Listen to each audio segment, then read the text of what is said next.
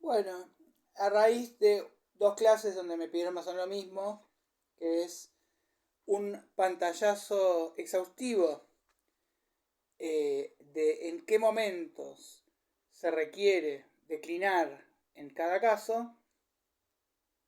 Estamos hablando de gramática alemana, ¿no? De que Argentina declina por tener un presidente. No. Entonces les pido disculpas por... O sea, soy muy consciente de que esto no es metodológicamente el modo en el que avanzan los manuales, que el paradigma comunicacional no es partidario de esta eh, alopatía, es decir, con cuentagotas homeopáticos te van dando de a poquito los casos como para no te asustes, pero bueno, yo pienso que si se los doy ahora todos juntos, quizás paradójicamente eh, puedan decir, bueno, eso es todo, no es tan terrible. Pude, digamos, ver el tamaño total del monstruo, sacarle la sábana al fantasma. Esto es culpa de Martín Lutero, que ha decidido que el idioma alemán se ciña a la lógica del latín que imita al griego. En alemán hay 4 casos: nominative, accusative, dative y genitive. Vamos a empezar por el último, porque el último, a diferencia de los otros, que cada uno de ellos tiene 3 funciones que obligan a declinarla en ese caso, el genitivo tiene una única función, que es indicar pertenencia. Indicar pertenencia en alemán se puede hacer igual de otras 3 maneras. Yo quiero decir, el jardín de infantes lo puedo hacer como acabamos de hacer con el castellano, que es una preposición y no de casos, con la preposición de. El alemán tiene lo peor de los dos mundos. Normalmente el latín y griego te ahorran la preposición. El alemán tiene preposición también. Bueno, ¿cuál es la preposición de? La preposición de es von. Es una de las preposiciones obligatorias del dativo. En alemán tienen 3 clases de preposiciones: las mixtas, las de acusativo obligatorio y las de dativo obligatorio. Por eso conviene aprenderse de memoria las de acusativo obligatorio, porque es algo que no hay que ni pensar ni razonar, no tiene lógica. Cada vez que una de esas preposiciones va acusativo. Y además es el criterio que le gana a los otros 2 criterios. Ahora lo vamos a ir viendo. Entonces, empezamos con el genitivo. Si yo quiero en genitivo decir jardín de infantes, bueno, ¿cómo se dice infantes y cómo se dice jardín? Kindergarten, por eso elegí este ejemplo, es una palabra bastante conocida en todo el mundo. Y literalmente quiere decir niño jardín, porque el sustantivo compuesto alemán se compone como en inglés, nombrando al final aquel sustantivo que hace propiamente de sustantivo. El sustantivo anterior o los anteriores hacen de atributo, hacen de adjetivo. En castellano es el primero, el que hace de sustantivo y luego los otros de atributo, o el otro, ¿no? Por ejemplo, tomate perita, tomate es el sustantivo, perita es la categorización, la caracterización de ese tomate. Bife chorizo, bife es el sustantivo. O bife mariposa. Así usamos chorizo para chorizo bombón. Igual existe bife chorizo, chorizo. Justamente es bueno si pudiéramos usar la mismísima palabra en un orden y el opuesto, ¿no? Eso en castellano no hay tantos ejemplos de sustantivo compuesto. Bueno, entonces, tenemos kindergarten, que todo el mundo conoce, que sería la opción llamada compósita, que es el sustantivo compuesto. Es decir, que ahí tenemos una manera de indicar pertenencia. La otra es Garten von Kinder. La otra se llama genitivo sajón y es Kindersgarten. Y a diferencia del inglés, no hay apóstrofe, entonces la S va pegada al primer sustantivo. Kinders, como una palabra sin apóstrofe, Garten por separado. Y en el caso genitivo, sería Garten der Kinder. Ese der es el artículo plural en genitivo.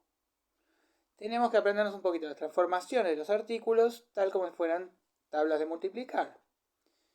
Ahora no voy a entrar en eso, pero seguramente en mi próximo video voy a poner las letras y las palabras para que ustedes las vean en pantalla. Es realmente fácil de memorizar, muy fácil. Por ejemplo, el nominativo, el femenino es die, el masculino es das, el masculino es der, el nominativo es das. Quizás no sea fácil para alguien que entra a un idioma extranjero y se lo va a ir razonando todo, ver su lógica, descubrir que es muy arbitrario y muchas cosas son porque sí y otras incluso contra la mínima lógica que sí habría. Por ejemplo, podemos decir ¿cómo es la, sol y el luna? Bueno, una hermosa explicación poética, siempre anhelamos lo femenino. Ustedes en Argentina, que tienen calor, no hoy, no es un buen día para ese ejemplo. Ustedes que tienen calor, buscan la frescura de la luna, por eso es la luna. Nosotros en Alemania tenemos frío y buscamos entonces el calor de la sol, por eso es la sol. No es por eso, tiene que ver con mitología, razones filológicas, pero bueno. A veces, cuando no está la solución, lo que nos calma es la explicación. Un buen chamullo. Entonces, en general conviene aprenderse de memoria un sustantivo junto a su artículo porque realmente uno no lo razona, no lo puede razonar, no hay razones. Ahora, yo no tengo que saber de memoria que es la veterinaria porque es evidente que siendo una mujer la que ejerce ese oficio, tiene que ser la veterinaria. En efecto, die Tierärztin, bla bla bla bla. Todo eso parece muy lógico hasta que llegamos a las palabras, por ejemplo, como muchacha o señorita. Fräulein, ¿no? Fräulein o Mädchen.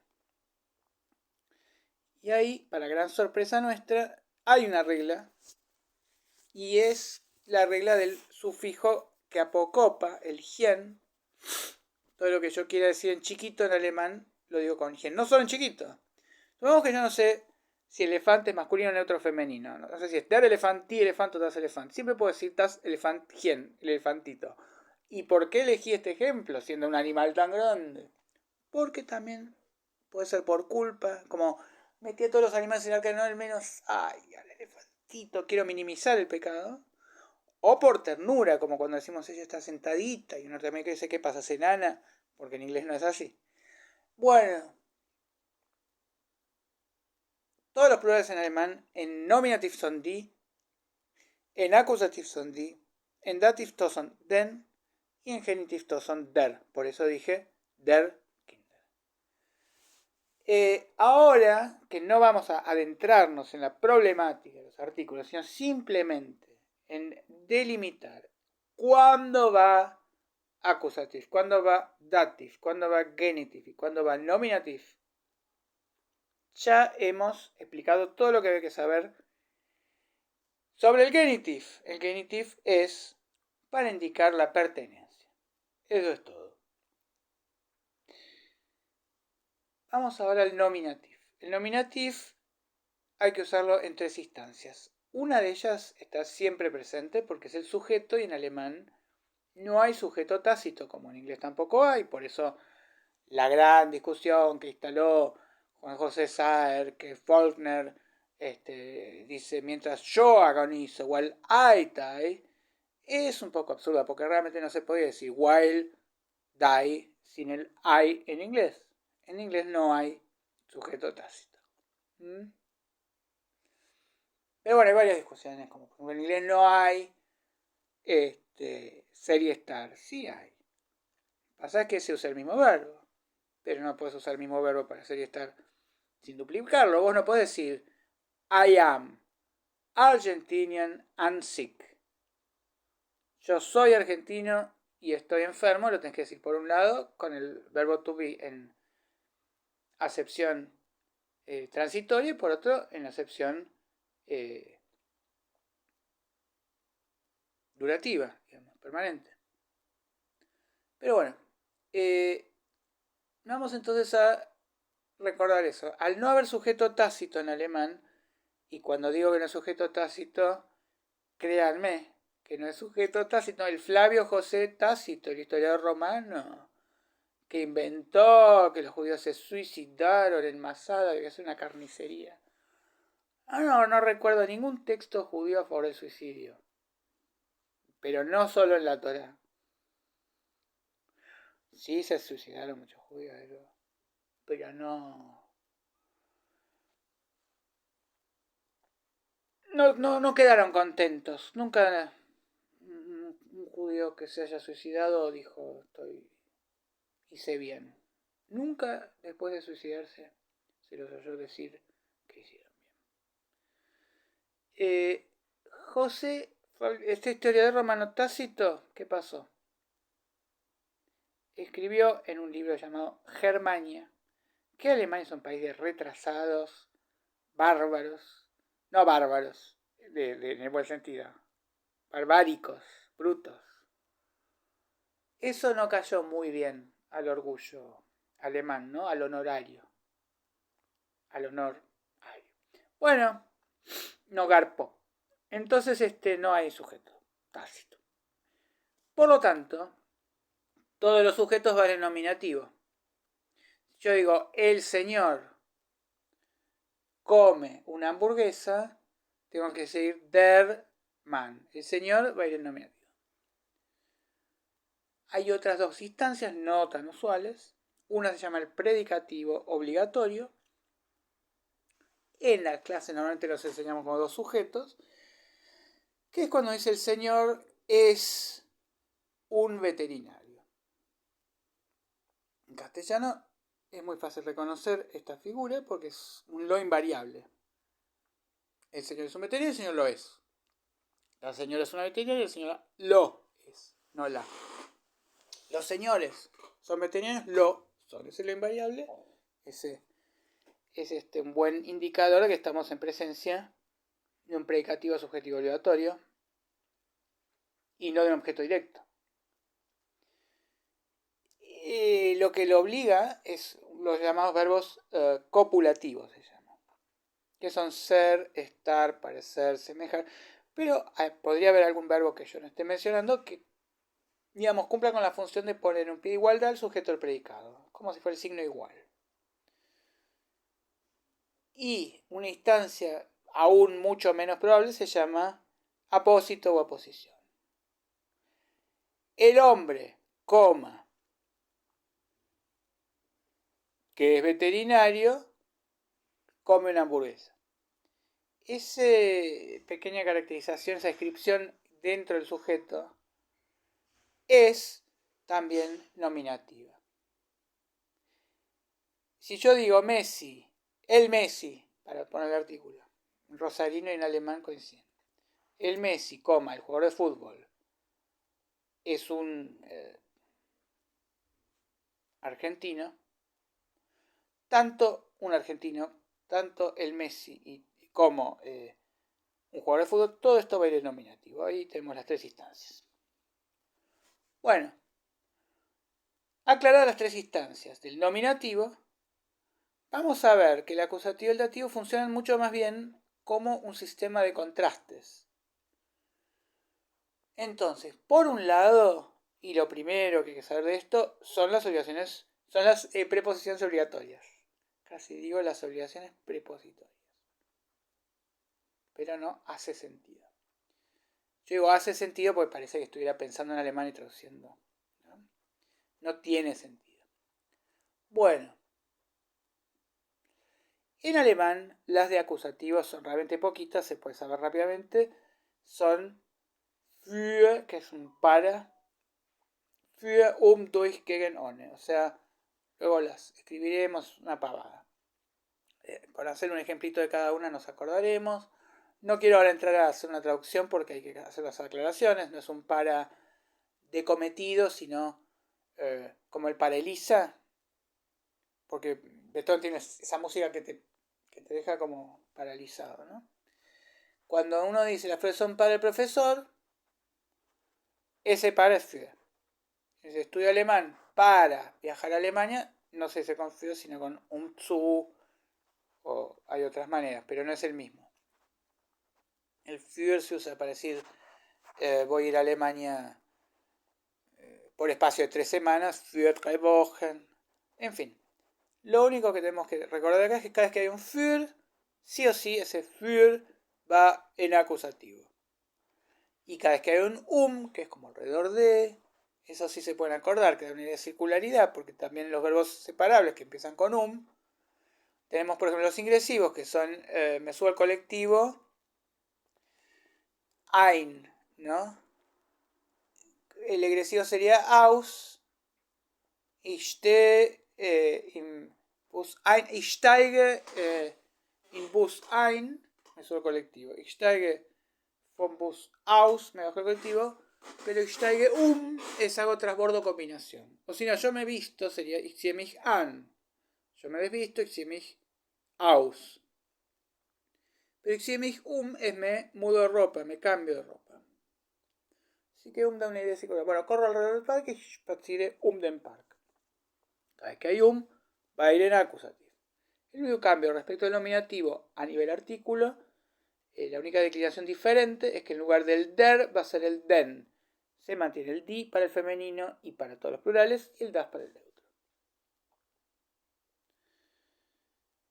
Für durch, que es como el through inglés a través de. Für durch. Gegen, que es contra, por ejemplo, ich bin gegen den Armamentismus, estoy en contra del armamentismo, o ich bin gegen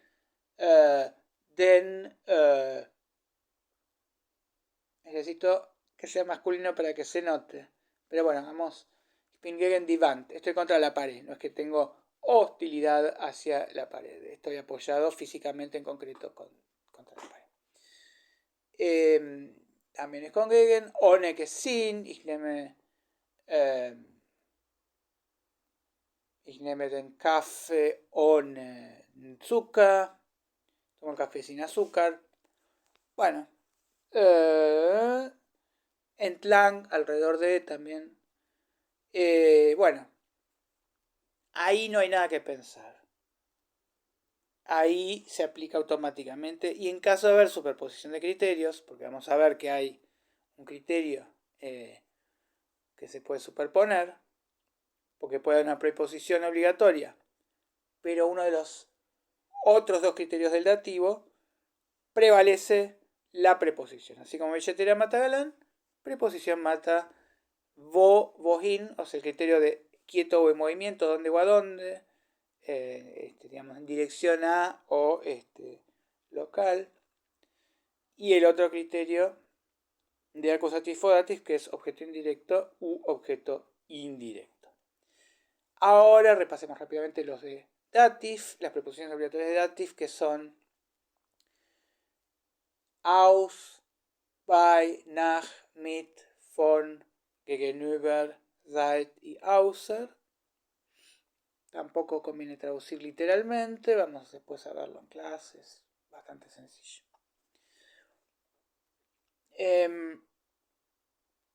Y el resto de todas las preposiciones se rige por saber si responde a la pregunta ¿hacia dónde o dónde?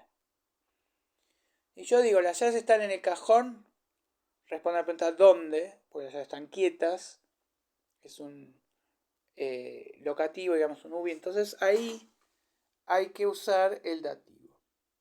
Si yo digo, voy a poner las llaves en el cajón, está en movimiento, responden a dónde y es el acusativo. Solo me resta el criterio de objeto directo e indirecto. Objeto directo es bastante sencillo de reconocer un objeto directo. Es lo único que puedo pasar a voz pasiva.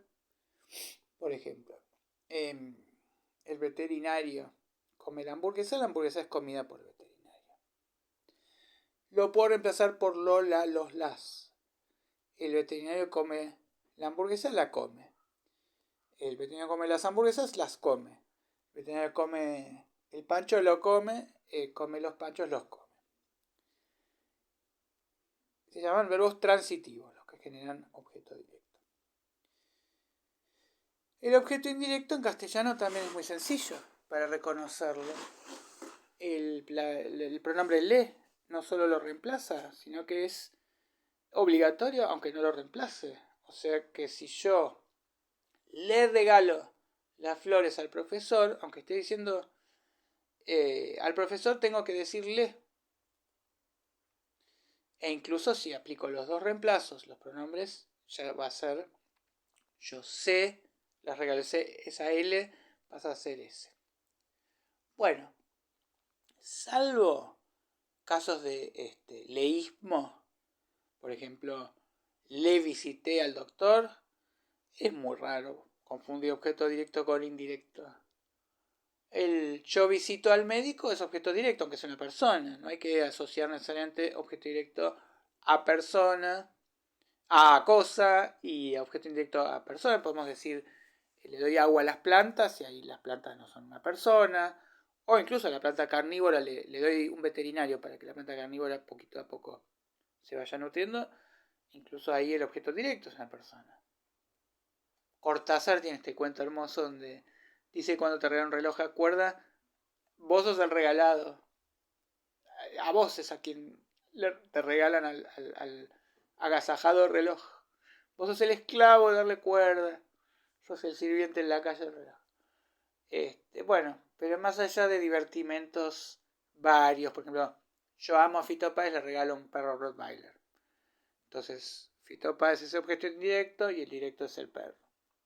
Supongamos que para mí canta como un perro y desearía que no hay que dejar de cantar. Y bueno, a mi perro Rottweiler que come carne humana le regalo un Fito Páez. Solo por decir este chiste pueden cancelarme. Vivimos en tiempos así de frágiles. En lugar de endurecernos y de permitir que la violencia simbólica sea un desahogo para evitar la violencia física, nos hemos convertido en susceptibles, morbosamente susceptibles y ofendidizos. Así que puede ser que por ese chiste, que no ofendería, estoy seguro que si Fito Páez me está oyendo no se rasgaría las vestiduras, porque ya, si no se rasgó las vestiduras oyéndose cantar. Bueno, eso era todo porque no tenemos más tiempo. ¿Qué casos y cosas tiene el fútbol? Digo, el idioma alemán.